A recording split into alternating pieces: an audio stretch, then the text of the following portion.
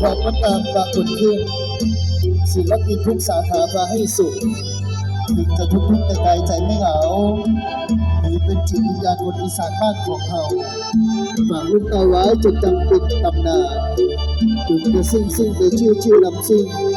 ฝากเป็นสิ่งหรือศิลปะของเราชาวอีสาน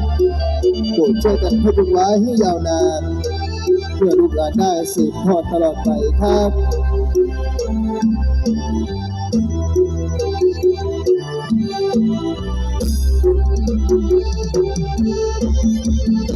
สำนักงานพระชนะชัย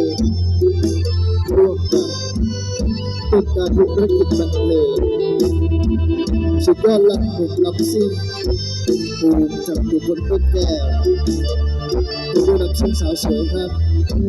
คุณพี่ธัญพรวันนี้ทำสีสาวไฟใจเกินร้อยวัดสัตว์แท้สุดยอดทีมงานอาจารย์นักดนตรีอาจารย์ออนมิวสิกร่วมกับบุญวงศ์สมานชาชนิดภาพพี่น้องผู้ปกกับน้องน่ารักเรื่องไปจากทีมงานสื่อสารไฟใจเป็นร้อยวัดสัตว์แดนเชิญครับข้า